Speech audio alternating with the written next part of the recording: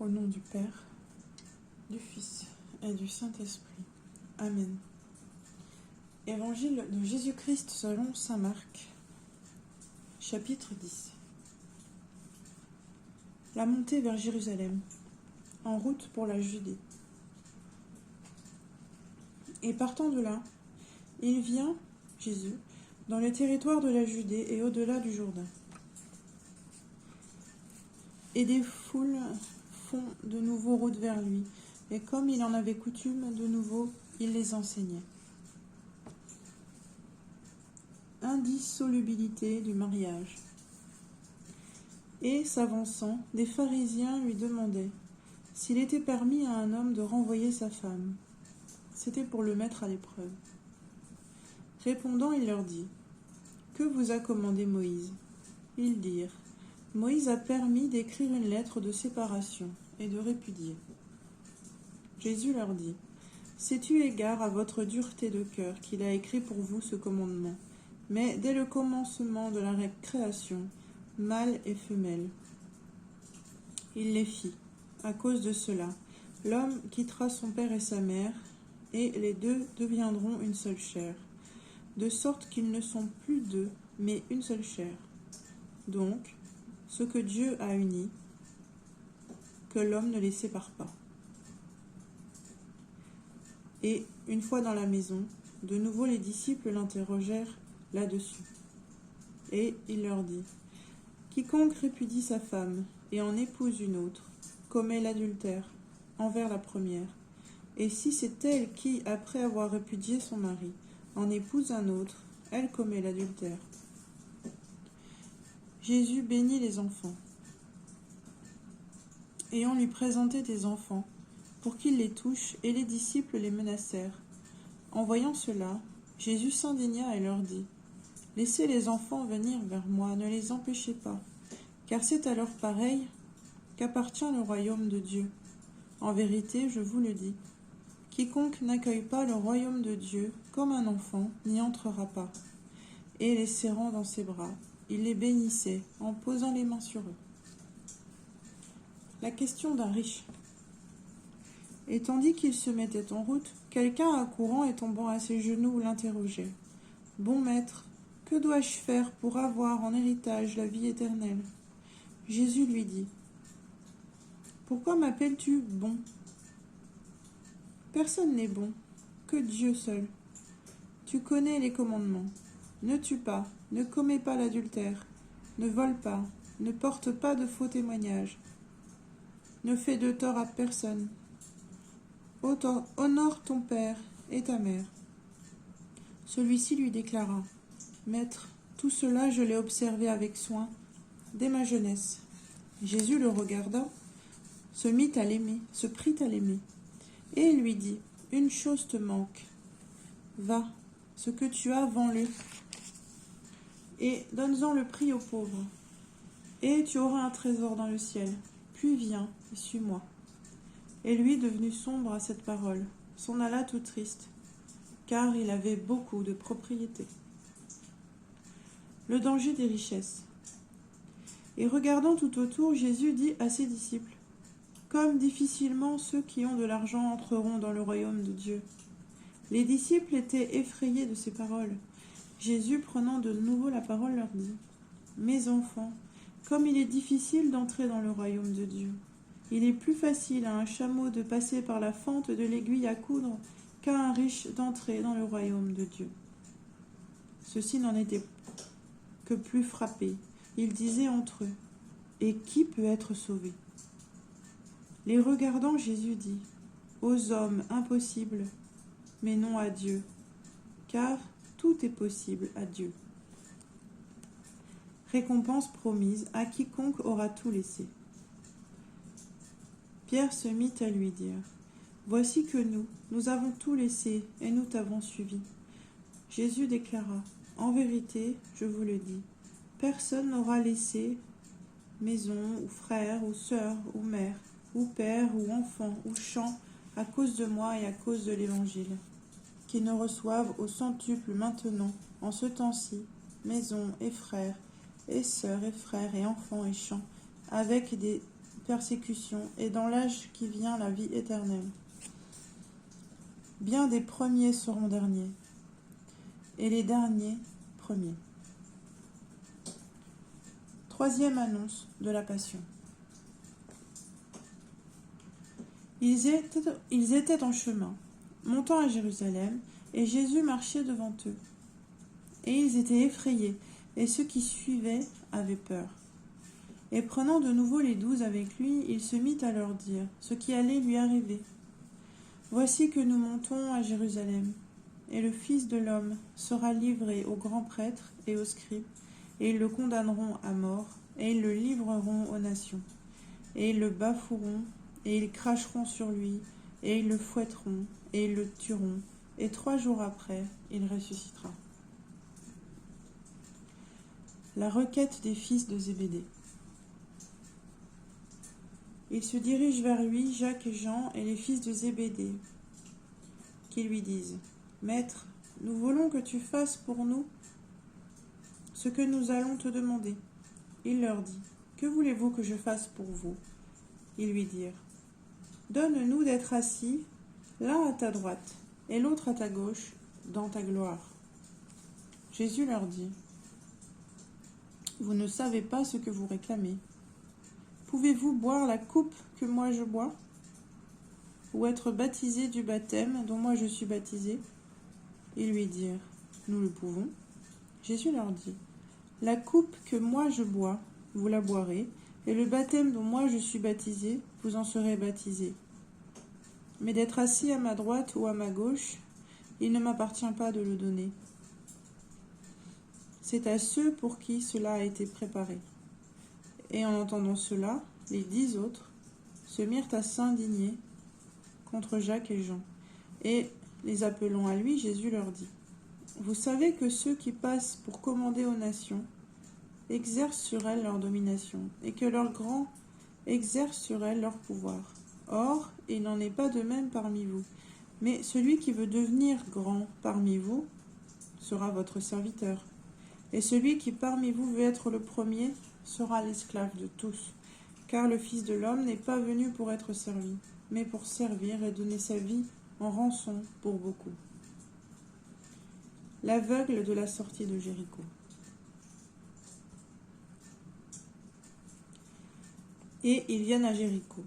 Et tandis qu'ils sortaient de Jéricho, ainsi que ses disciples et une foule considérable, le fils de Timée, Bartimée, un mendiant aveugle, était assis au bord du chemin.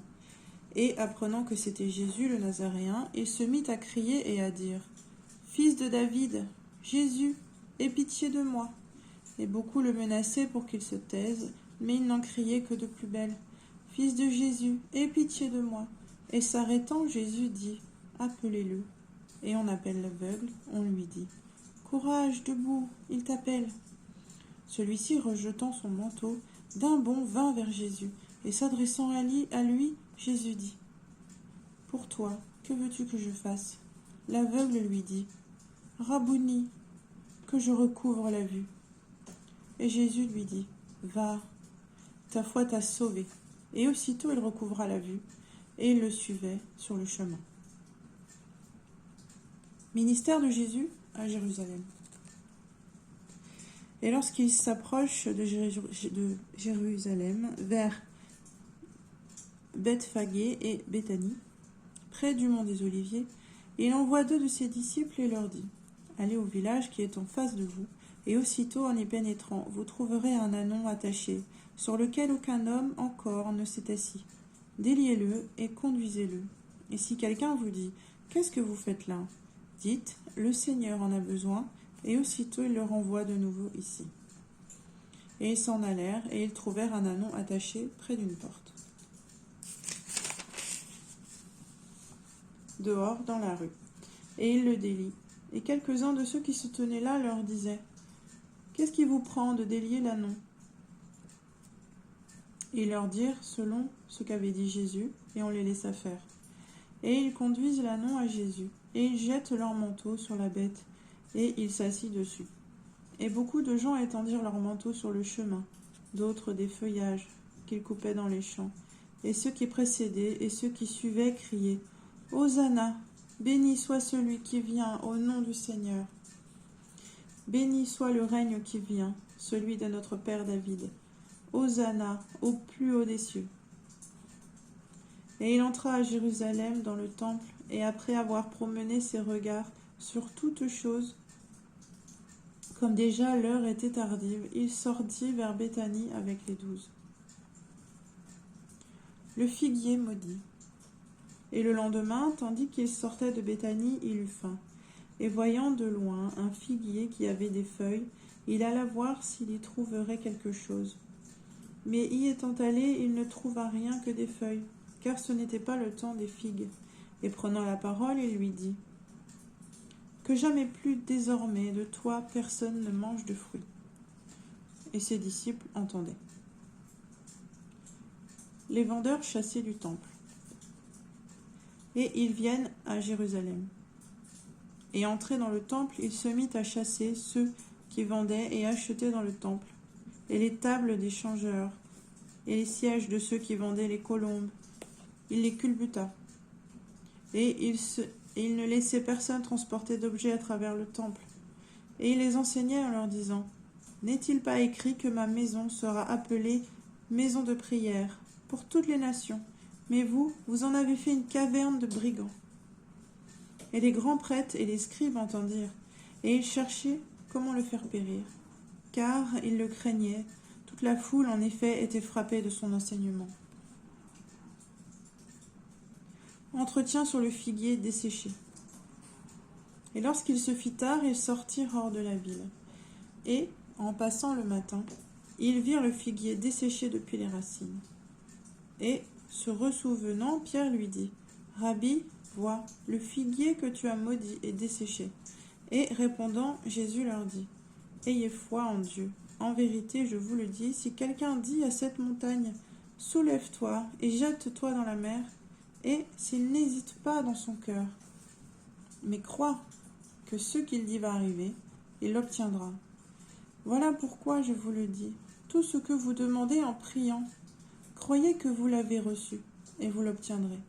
Et lorsque vous êtes debout pour prier, remettez, si vous avez quelque chose contre quelqu'un, pour que votre Père qui est dans les cieux vous remette aussi vos fautes. Propos polémiques de Jésus, la mission de Jésus et le baptême de Jean. Et ils viennent de nouveau à Jérusalem. Et tandis qu'ils circulaient dans le temple, viennent vers lui les grands prêtres, les scribes et les anciens. Et ils lui disaient : Par quel pouvoir fais-tu cela ? Ou qui t'a donné ce pouvoir pour le faire ?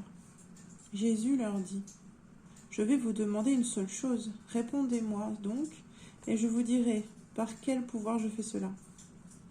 Le baptême de Jean était-il du ciel ou des hommes ? Répondez-moi. Et il se faisait entre eux ce raisonnement. Si nous disons du ciel, il dira : Pourquoi donc n'avez-vous pas cru en lui ? Mais allons-nous dire des hommes ?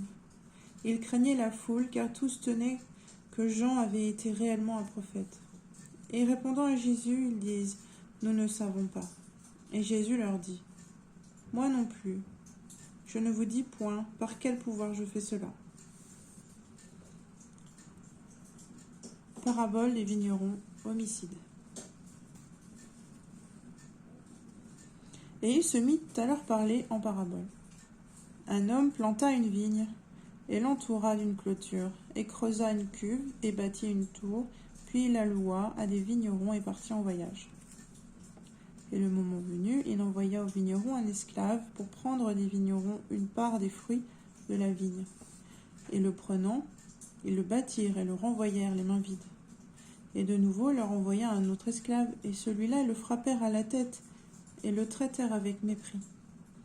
Il en envoya encore un autre, et celui-là, ils le tuèrent. Ainsi firent-ils beaucoup d'autres, pour beaucoup d'autres, et battant les uns, tuant les autres. Il avait encore quelqu'un, un fils bien-aimé. Il le leur envoya en dernier en disant : Ils respecteront mon fils. Mais ces vignerons se dirent encore entre eux : Voici l'héritier. Allons-y, tuons-le, et l'héritage sera pour nous. Et le prenant, ils le tuèrent, et le jetèrent hors de la vigne. Que fera le Seigneur de la vigne? Il viendra, fera périr les vignerons, et il donnera la vigne à d'autres. N'avez-vous pas lu cette écriture?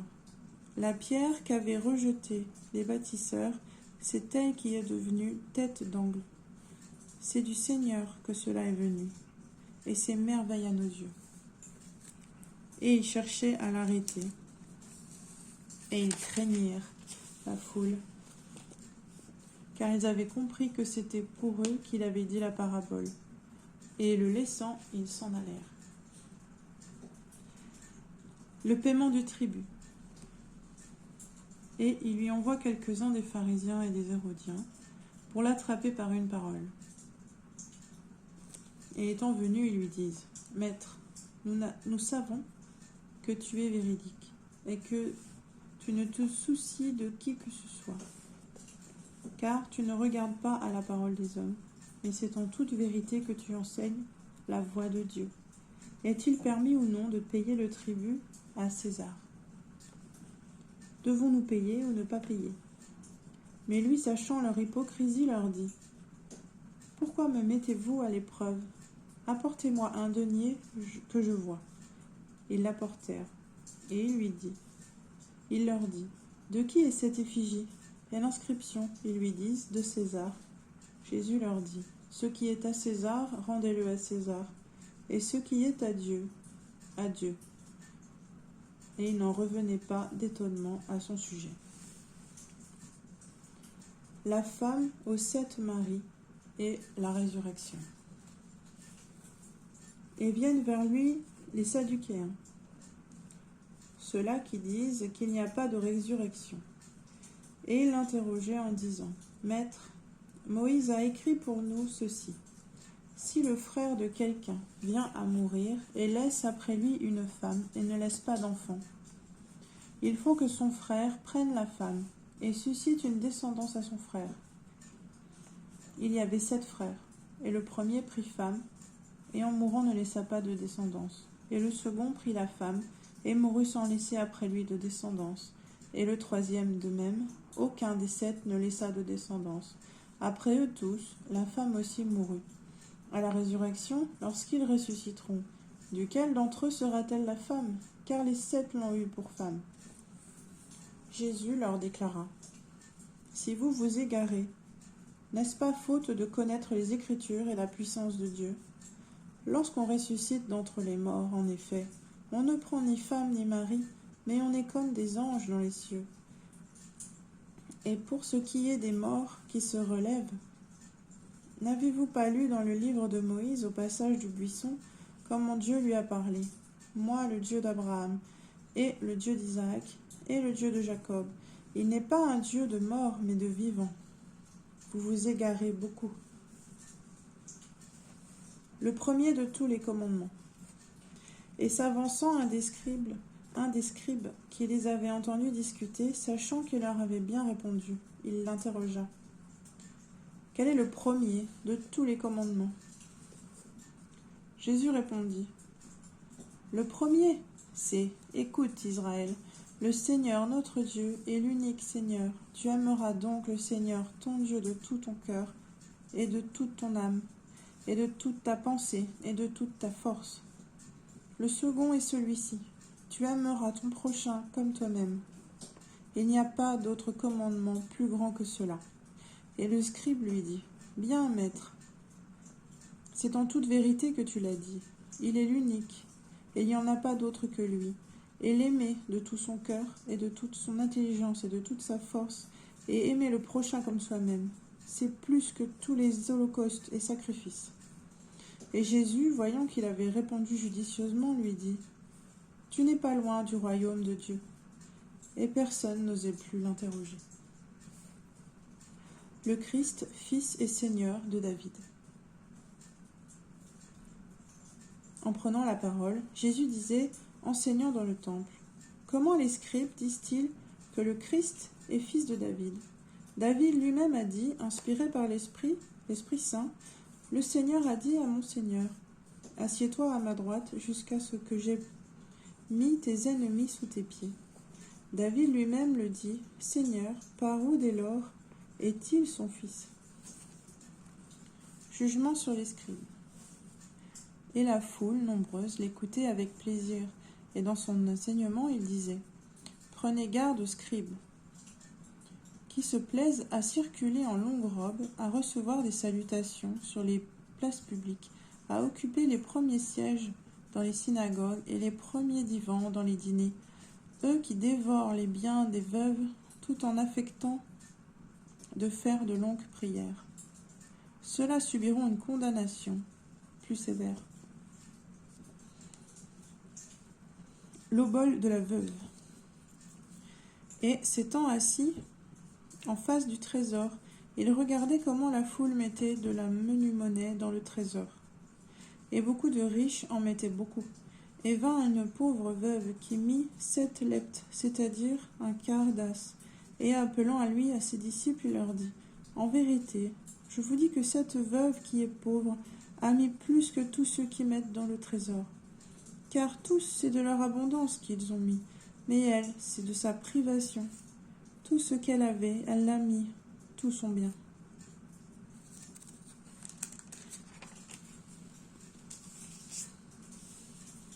Discours sur la ruine du temple et la venue en gloire du Fils de l'homme. Annonce de la ruine du temple et question des disciples. Et comme il sortait du temple, un de ses disciples lui dit : Maître, vois, quelle pierre et quel bâtiment. Et Jésus lui dit : Tu regardes ces grands bâtiments ? Il ne sera pas laissé ici pierre sur pierre qui ne doivent être détruites. Et comme il était assis sur le mont des Oliviers en face du temple, Pierre l'interrogeait à l'écart ainsi que Jacques, Jean et André. Dis-nous quand cela aura lieu et quel sera le signe lorsque tout cela va finir. La ruine de Jérusalem, signe précurseur. Jésus se mit à leur dire : Prenez garde qu'on ne vous égare. Il en viendra beaucoup sous mon nom qui diront : C'est moi. Et ils en égareront beaucoup. Lorsque vous entendrez parler de guerre et de bruit de guerre, ne vous alarmez pas. Il faut que cela arrive, mais ce n'est pas encore la fin. On se lèvera en effet, nation contre nation et royaume contre royaume. Il y aura des secousses par endroits, il y aura des famines. Cela, c'est le commencement des douleurs. Prenez garde à vous-même. On vous livrera à des Sanhédrins. Et dans les synagogues, vous serez battus. Et devant les gouverneurs et des rois, vous comparaîtrez à cause de moi en témoignage pour eux. Et il faut d'abord qu'à toutes les nations soit proclamé l'Évangile. Et lorsqu'on vous amènera pour vous livrer, ne soyez pas d'avance en souci de ce que vous devez faire, mais ce qui vous sera donné à cette heure-là, dites-le, car ce n'est pas vous qui parlerez, mais l'Esprit Saint. Et le frère livrera son frère à la mort, et le père son enfant. Et les enfants se dresseront contre les parents et les mettront à mort. Et vous serez haïs de tous à cause de mon nom. Mais celui qui tiendra jusqu'à la fin, celui-là sera sauvé. La ruine du temple, le signe de son imminence et son caractère terrifiant. Lorsque vous verrez l'abomination de la désolation installée là où il ne faut pas, que le lecteur comprenne. Alors que ceux qui seront en Judée fuient dans les montagnes, que celui qui sera sur la terrasse ne descende pas et ne rentre pas pour prendre quelque chose dans sa maison, et que celui qui sera au champ ne se retourne pas en arrière pour prendre son manteau. Malheur à celles qui seront enceintes et à celles qui allaiteront en ces jours-là. Priez pour que cela n'arrive pas en hiver. La grande affliction.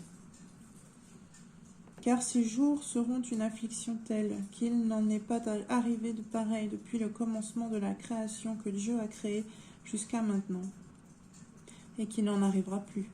Et si le Seigneur n'avait écourté ces jours, aucune créature ne serait sauvée. Mais à cause des élus qu'il a élus, il a écourté ces jours. Et alors, si quelqu'un vous dit « Vois, le Christ est ici. Vois, il est là », ne le croyez pas. Car il se lèvera de faux Christ et de faux prophètes qui qui feront des signes et des prodiges en vue d'égarer si possible les élus. Pour vous, prenez garde. Je vous ai tout prédit. Les catastrophes cosmiques et la venue en gloire du Fils de l'homme. Mais en ces jours-là, après cette affliction, le soleil s'obscurcira et la lune ne donnera pas sa clarté, et les astres se mettront à tomber du ciel, et les puissances qui sont dans les cieux seront ébranlées. Et alors on verra le Fils de l'homme venir dans les nuées avec beaucoup de puissance et de gloire. Et alors il enverra les anges, et il rassemblera ses élus des 4 vents, de l'extrémité de la terre à l'extrémité du ciel. La parabole du figuier. Du figuier, apprenez cette comparaison. Dès que sa branche devient tendre et pousse ses feuilles, vous comprenez que l'été est proche. Ainsi de vous, lorsque vous verrez cela arriver, comprenez qu'il est proche aux portes. En vérité, je vous dis que cette génération ne passera pas avant que tout cela ne soit arrivé. Le ciel et la terre passeront, mais mes paroles ne passeront pas. Quant à ce jour ou à cette heure-là, personne ne les sait, ni les anges dans le ciel, ni le Fils. Il n'y a que le Père. Exhortation à la vigilance. Prenez garde, soyez vigilants, car vous ne savez pas quand ce sera le moment. C'est comme un homme parti en voyage, en laissant sa maison. Il a donné le pouvoir à ses esclaves, et chacun son ouvrage, et au portier il a commandé de veiller. Veillez donc, car vous ne savez pas quand le Seigneur de la maison va venir, ou tard, ou à minuit, ou au chant du coq, ou le matin, s'il arrivait soudain et qu'il vous trouve endormi. Ce que je vous dis, c'est à vous que je le dis. Veillez. La Passion, le complot contre Jésus. C'était la Pâque, et les azymes dans 2 jours, et les grands prêtres et les scribes cherchaient comment l'arrêter, par ruse et par le tuer. Car ils disaient, pas pendant la fête, sinon il pourrait y avoir un tumulte du peuple. L'onction de Béthanie. Et tandis qu'il était à Béthanie, dans la maison de Simon le lépreux, alors qu'il était à table, vint une femme avec un flacon de parfum de vrai nard, d'un grand prix. Brisant le flacon, elle le versa sur sa tête. Il y en avait qui s'indignaient entre eux. À quoi bon avoir perdu ce parfum? Car on aurait pu vendre ce parfum plus de 300 deniers et les donner aux pauvres. Il la grondait. Jésus dit, laissez-la. Pourquoi lui faites-vous des ennuis? C'est une belle œuvre qu'elle a faite en moi. Toujours en effet, vous avez les pauvres avec vous, et lorsque vous voulez, vous pouvez leur faire du bien. Mais moi, vous ne m'avez pas toujours. Vous ne m'avez pas pour toujours. Ce qu'elle pouvait, elle l'a fait. Elle a d'avance parfumé mon corps pour la sépulture. En vérité, je vous le dis, partout où sera proclamé l'Évangile au monde entier, ce qu'elle a fait sera aussi raconté en mémoire d'elle. La trahison de Judas. Et Judas Iscariote, l'un des 12, s'en alla trouver les grands prêtres pour le leur livrer. Ils l'écoutèrent avec joie et promirent de lui donner de l'argent, et ils cherchaient comment le livrer opportunément. Les préparatifs du repas pascal. Et le premier jour des azymes, lorsqu'on immolait la Pâque, ses disciples lui disent, « Où veux-tu que nous te préparions de quoi manger la Pâque ?» Et ils envoient ceux de ses disciples et leur dit, « Allez à la ville, et un homme portant une cruche d'eau viendra au-devant de vous. Suivez-le, et où qu'il entre, dites au maître de maison, le maître dit, « Où est ma salle où je pourrai manger la Pâque avec mes disciples ?» Et lui vous montrera à l'étage une grande pièce aménagée toute prête. Faites-y nos préparatifs. Et les disciples partirent, et ils vinrent à la ville, et ils trouvèrent les choses selon ce qu'il leur avait dit, et ils préparèrent la Pâque. Le repas, annonce de la trahison. Et le soir venu, il vient avec les 12. Et tandis qu'ils étaient à table et mangeaient, Jésus dit, « En vérité, je vous dis que l'un d'entre vous me livrera, un qui mange avec moi. » Ils se mirent à s'attrister et à lui dire l'un après l'autre: « Serait-ce moi ?» Il leur dit: « C'est un des 12, celui qui trempe la main avec moi dans le plat. Le Fils de l'homme, certes, s'en va selon qu'il était écrit de lui, mais malheur à cet homme par qui le Fils de l'homme est livré. Mieux eût valu pour lui qu'il ne fût pas né, cet homme-là. »